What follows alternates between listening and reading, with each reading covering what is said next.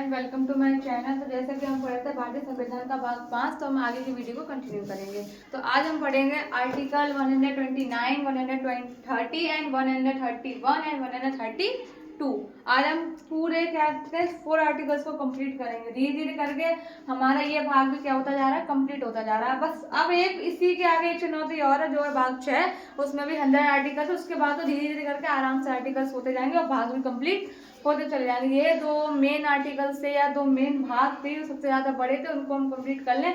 उसके बाद तो संविधान जो है आराम से होता चला जाएगा। तो आर्टिकल आता है 129। 129 में क्या दिया गया है? उच्चतम न्यायालय का अभिलेख न्यायालय होना। उच्चतम न्यायालय का क्या होना? अभिलेख न्यायालय होना। इसके बारे में तो चर्चा की गई है। उच्चतम न्यायालय अभिलेख न्यायालय होगा और उसकी कार्रवाई का अभिलेख रखा जाएगा। अभिलेख रखा जाने का मतलब होता है एक नोटिस रखा जाना। ठीक, अभिलेख रखा जाएगा। इसकी चर्चा किसने की है? आर्टिकल 129 में की गई है। अब आता है आर्टिकल 130। आर्टिकल 130 में क्या दिया है? उच्चतम न्यायालय की शक्तियां। उच्चतम न्यायालय की शक्तियों के बारे में चर्चा की गई है कि सुप्रीम कोर्ट की शक्तियां क्या है, किस कारण है और किस वजह से हैं और क्या क्या है। तो पहली शक्ति के बारे में तो बताया गया है, उच्चतम न्यायालय की अपनी शक्तियां का प्रयोग के लिए निम्नलिखित शक्तियां होंगी। पहली, मूल अधिकारों की रक्षा के लिए आदेश देना। किसी के भी मूल अधिकारों के लिए आदेश देना या उसके उल्लंघन पे कोई भी एक्शन लेना, ये किसका अधिकार किसको दिया गया है? हमारे उच्चतम न्यायालय को दिया है। किसी भी मामले में न्याय करने के लिए आदेश देना। न्यायालय तो ऑब्वियसली उनका काम क्या होगा? न्याय देना है। तो न्याय देने का कार्य किसका है? उच्चतम न्यायालय का है। कोई भी बहुत सारे नीचे स्तर पे भी न्यायालय खुलते हैं। जब नीचे स्तर के न्यायालयों पे न्याय नहीं दिया होता, तब जाकर वो केस जो कहाँ पहुंचता है? उच्चतम न्यायालय में पहुंचता है। उच्चतम न्यायालय अपना जो फैसला सुनाती है वही एक स्थिर फैसला होता है, स्थिर फैसला होता है। ठीक है, अब बात आती है आर्टिकल 131। आर्टिकल 131 में क्या दिया गया है?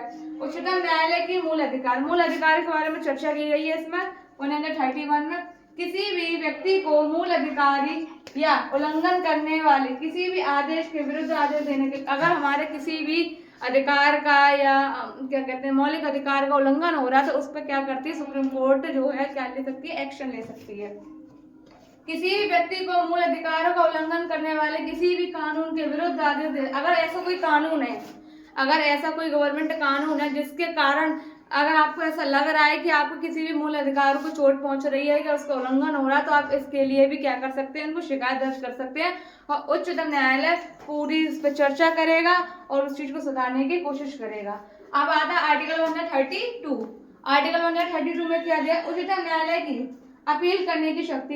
इसको अपील करने की शक्ति में प्राप्त की गई है। उसको किस लिए होती है उसको हम पढ़ते हैं। उच्चतम न्यायालय की किसी भी मामले में अपील करने की शक्ति होगी, जिसमें उच्च न्यायालय ने किसी भी मामले में निर्णय दिया। अगर यह अपील वो है कहीं भी कर सकता है। अगर आप उच्चतम न्यायालय से किसी चीज की अपील करते तो उसका फैसला जरूर सुनाइए। ऐसा नहीं है कि उच्चतम न्यायालय उस केस को छोड़ दे या उस बात को करना छोड़ दे। वो आपकी बात को इग्नोर नहीं कर सकते, उसको वो जरूर करना चाहते हैं। वो कैसे भी करें, आपका न्याय जरूर होगा। तो उच्चतम न्यायालय का मतलब भी सुप्रीम कोर्ट जो है, जहाँ कहीं न्याय नहीं होता वहाँ सुप्रीम कोर्ट में न्याय होता है।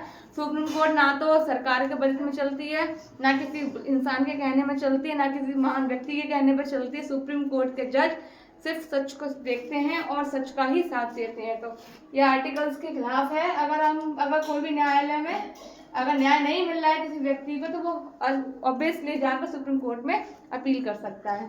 तो आज हमने इन 4 आर्टिकल्स को कंप्लीट करा। आगे का आर्टिकल हम कल कंटिन्यू करेंगे। और अगर आपको इसमें कुछ समझ में नहीं आया तो मुझे कमेंट में बताइएगा।